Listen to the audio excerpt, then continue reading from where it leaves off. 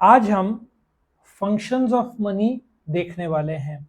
कुछ shortcut tricks भी मैं बताऊंगा लर्न करने के लिए, जिससे आसानी होगा। हर पॉइंट का मैं एग्जांपल दूंगा, कैसे लिखना है वो भी बताऊंगा। ठीक है, तो तुम्हारे हाथ में पेन और बुक सामने रखना, कुछ एग्जांपल्स अच्छे लगे तो वो लिख के निकालना। तो शुरू करते हैं फंक्शंस ऑफ मनी। ये 8 मार्क का क्वेश्चन आएगा, क्योंकि इसमें प्राइमरी और सेकेंडरी है। कभी कभार वो लोग 4 मार्क का सेकेंडरी फंक्शन भी पूछ सकते हैं। ठीक है, so let us understand functions of money. Now इसके साथ में ये लोग पूछेंगे what is money, what are the functions of money. So money का सिंपल सा डेफिनेशन क्या है, जो जनरली एक्सेप्टेबल है, पूरा इंडिया का पब्लिक एक्सेप्ट करता है, मीन्स ऑफ एक्सचेंज है, स्टोर करके रख सकते हैं। सिंपल सी भाषा में, जो कोई भी मना नहीं कर सकता। हाँ, डॉलर मना करेगा, इसका मतलब डॉलर इंडिया में मनी नहीं है, बट रुपीज इंडिया में मनी है। अब जब हम पैसों की बात करते हैं तो पैसा क्या क्या फंक्शन प्ले करता है। सबसे पहले सर, मोमोज हम खा सकते हैं, शॉर्मा खा सकते हैं, रोल्स खा सकते हैं, और क्या, टिक टैक क्या आता है ना तुम्हारा, वो भी खा सकते हैं, ले सकते हैं। पहला, अब मैंने जैसे बताया था शॉर्टकट, ठीक है। प्राइमरी को मेन फंक्शंस भी बोलते हैं। मेन का स्टार्टिंग लेटर क्या है बताओ, एम हुआ ना, ये एम और ये एम हुआ ना। अब तुमको लिखना कैसे है, मीडियम ऑफ एक्सचेंज शुरू करो, बार्टर, जहां गुड्स का एक्सचेंज गुड्स के साथ होता था, उसका ड्रॉबैक क्या था। ड्रॉबैक कि मुझे गेहूं चाहिए, सामने वाले के पास है, मेरे पास चावल है, पर उसको जवार चाहिए। मैच हो रहा है, नहीं हो रहा है। सो तुम पहला लाइन लिखोगे, the drawback with the barter system was lack of double coincidence bonds. अब मैं जाकर उसको गेहूं का 100 रुपए दे दूंगा, या मुझे चावल चाहिए तो मैं 200 रुपया उसको दे दूंगा, किसको, आसान हो जाता ना। The most important function of money is to serve as a medium of exchange, लेन देन। मुझे वेट नहीं करना पड़े कि मुझे गेहूं चाहिए तो कोई गेहूं वाला आए और उसको जो चाहिए मेरे पास हो, वेट करने की जरूरत नहीं, जो मिला पैसा दिया, खत्म किया। कोई भी कमोडिटी तुम पैसों से खरीदा जा सकता है। समझ में आया कैसे लिखना है एग्जाम में। दूसरा, measure of value, again barter में चले जाओ। एक गाय है और 2 बकरे हैं, तुम मेजर कैसे करोगे। क्या तुम गाय को 2 बकरे के साथ एक्सचेंज करोगे, तुम बोलोगे नहीं मुझे 4 बकरे चाहिए अंदाजन। अब बकरे उसके बड़े दुबले पतले, तो क्या करोगे, तुम बोलोगे नहीं 6 बकरे चाहिए ना। सिंपल है भाई, मेरे गाय का दाम ₹1,00,000, गाय अच्छे गाय लाख लाख रुपए के आते हैं, तेरे को लेना है तो ₹1,00,000 दे, बकरे की कोई जरूरत ही नहीं है। सो शुरू किससे करोगे, in the barter system there was a problem to give value, measure. तुम वैल्यू कैसे करोगे, गाय को या बकरों को तुमको एक्सचेंज फॉर गाय अगेंस्ट बकरा करना पड़ेगा, और गाय की उम्र भी देखी जाती है, बकरे का फिटनेस, ये सब देखा जाता है। अभी कोई फिटनेस नहीं भाई, ₹1,00,000 है, प्रॉब्लम इज सॉल्व। ठीक है, price is the value of commodity और a service express in terms of money. बहुत अच्छा इन लोगों ने बोला। वैल्यू मतलब एक वस्तु का दूसरे वस्तु के साथ एक्सचेंजेबिलिटी, प्राइस उसका रुपए में जब तुम कन्वर्ट करते हो। अच्छा, इंडिया में मेजर ऑफ वैल्यू क्या है, रुपीज। अमेरिका में क्या है, dollars. Pound UK, yen in Japan, Malaysia में रिंगिट, दुबई में दिरम्स, थाई बाथ, ये सब अलग अलग वैल्यूएशन है, मतलब करेंसी है अलग अलग देश के। आया समझ में। सो तुम कोई भी संपत्ति, खर्चा, लायबिलिटी, सब कुछ किस रूप में मेजर करोगे, पैसों के रूप में। अच्छा, कैसे याद करना है, एम स्टार्टिंग का लेटर क्या है, मीडियम और मेजर। नाउ सेकेंडरी का स्टार्टिंग लेटर क्या है, देखो एस, एस अल्फाबेटिकली, एस के बाद क्या आता है, टी। देखो याद करना कितना आसान है, प्राइमरी फंक्शन और मेन फंक्शन, और दूसरा secondary function. Now secondary, primary सबसे मेन रहता है, medium of exchange, measure of value. अब उसके अलावा secondary function, standard of deferred payment. वापस बार्टर में आओ, प्रॉब्लम क्या था, मैं चावल तुमसे लूंगा, मुझे चावल लौटाना होगा, बट चावल क्या है, पेरिशेबल है, तो लौटाने के लिए उसका क्वालिटी सेम नहीं रहेगा, गिरते जाएगा और एंड में खराब हो जाएगा। नाउ मैंने तुमसे 100 रुपए लिया, मैं तुमको 100 रुपए लौटाऊंगा, कोई दिक्कत क्वालिटी का नहीं। So money acts under the barter system taking loan was easy. कैसे इजी? बार्टर सिस्टम में टेकिंग लोन वाज डिफिकल्ट। शायद इन्होंने गलती से बोल दिया। क्यों? क्योंकि बार्टर सिस्टम में तुम पेरिशेबल वस्तु ही ले सकते थे, उस समय पेरिशेबल था। मैंने गाय लिया तुमसे उधारी में, अब जब गाय लौटाऊंगा तब तक उसकी उम्र बीत चुकी होगी, हो सकता है दूध देने की क्षमता या बूढ़ी हो गई है, तो एक वक्त के बाद में कुछ नहीं होगा, तो उसी क्वालिटी में मैं कैसे रिटर्न करूं? आज सिंपल है, लाख रुपए लिया, लाख रुपए दिया, कोई दिक्कत ही नहीं है क्वालिटी का, क्वांटिटी वैल्यू तो पता है ना। सो रिपेमेंट वॉज डिफिकल्ट। तुम लोन ठीक है, गाय कुछ भी लो, बकरी, गेहूं, चावल, लेकिन ये सब पेरिशेबल है, लौटाना उसी क्वालिटी में मुश्किल था। आज तुम पैसा लो, पैसा ही लौटाओ, वैल्यू क्लियर है लौटाने की, ठीक है। सो डेफर्ड पेमेंट मतलब क्या? डेफर्ड मतलब डिलेड। आज कर्जा लिया, कुछ समय बाद मैं दूंगा, that is called deferred, delayed, ठीक है। सो अभी जब मेजर कर लिया पेमेंट का, लाख रुपए लिया, 10% ब्याज, 1,10,000, हिसाब ही सॉल्व। तुमने फ्रेंड से भी तो कर्जा लिया होगा इमरजेंसी में, भाई 100 रुपए दे, तेरे को 2 दिन बाद देता हूँ, इमरजेंसी आ गया, ठीक है, तो वो क्या हुआ? 2 दिन के लिए क्या हुआ? डेफर्ड हुआ। लेकिन तुमने बोला तेरी गाड़ी दे, पेट्रोल 2 दिन में खत्म। तुम काइंड में उतना ही क्वांटिटी एग्जैक्टली भरने में कम ज्यादा हो सकता है, लेकिन पैसा लिया, पैसा रिटर्न करना आसान है। Next, store of value. अब तुम वापस बार्टर में चले जाओ, तुम हजारों साल पहले तुम आदिवासी थे, तुम गेहूं, चावल, फ्लावर्स, वेजिटेबल स्टोर करते थे, बट दिक्कत क्या है? खराब हो जाएगा, गर्मी में तो और फास्ट खराब होता है। यदि वो गुड्स था या मनी था, लेकिन वो तो पेरिशेबल था और उसकी वैल्यू खराब होती जाती है। पर अभी कितना आसान है, तुम्हारे पास 500 का एक बंडल है, 50 शेयर का, वो स्टोर करके रख दिया। अच्छा, तुमको लगता है कागज खराब हो जाएगा तो बैंक में रख दो, कोई दिक्कत ही नहीं है, डिजिटल में चला जाएगा। So money satisfies the wants in the present, तुमको भविष्य में भी काम में आ जाएगा। सो लॉर्ड कीन्स बोलते हैं मनी प्रेजेंट और फ्यूचर में लिंक है, क्योंकि मनी की वैल्यू गिरती नहीं है।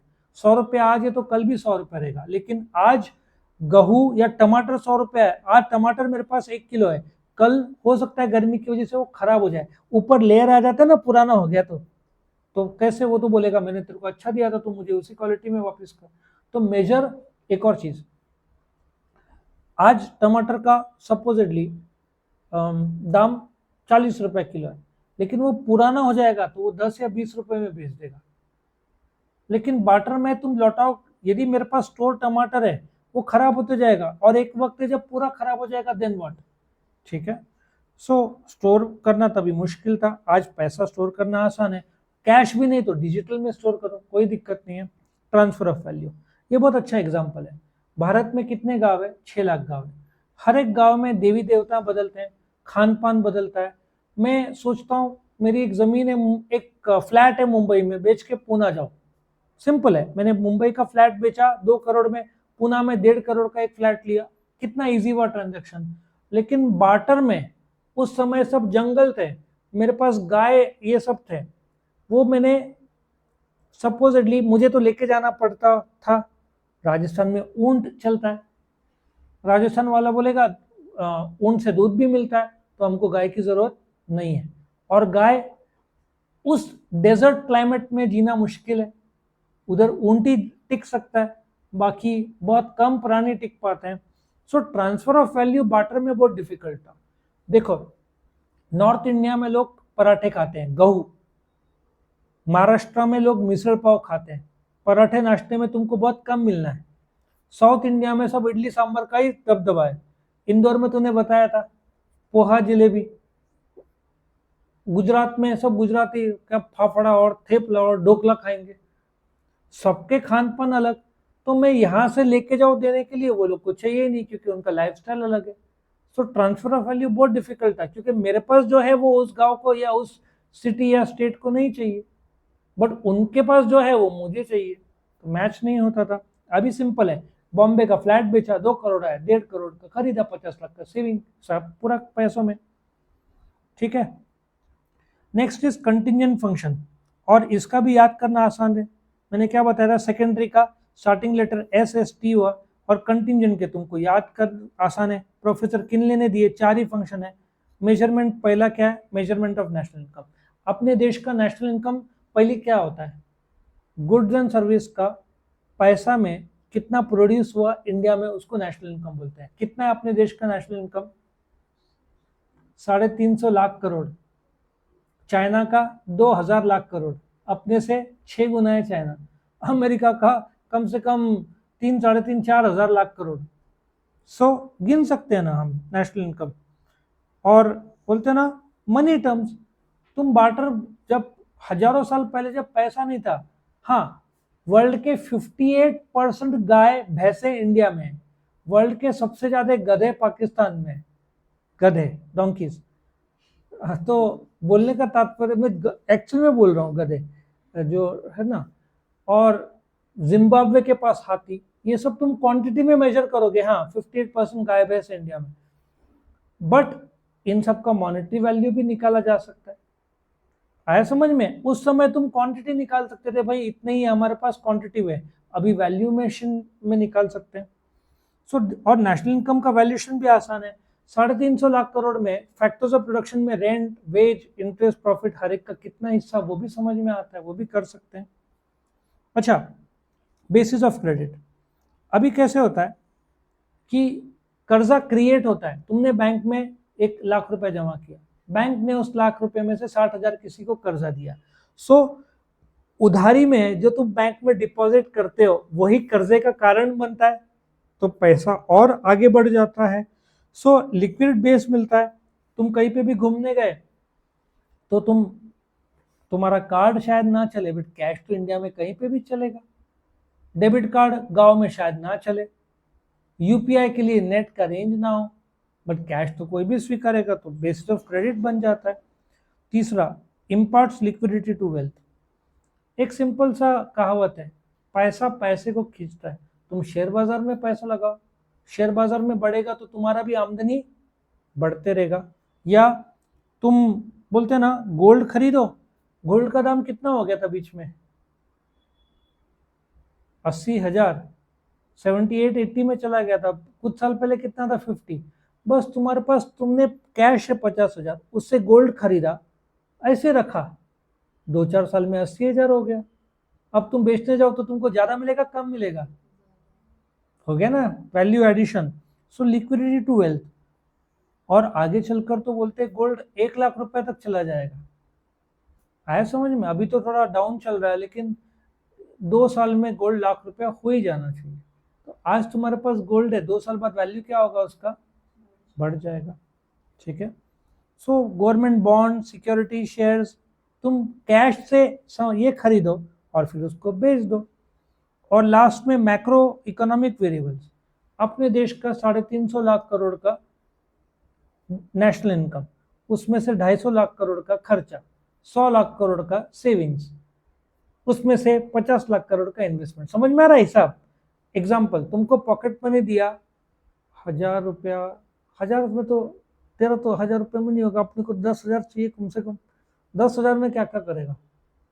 सबसे पहले सर सुला वाइन जाऊंगा, वहां से कहा रिचार्ज, पेट्रोल, पार्टी, तुम क्या करोगे?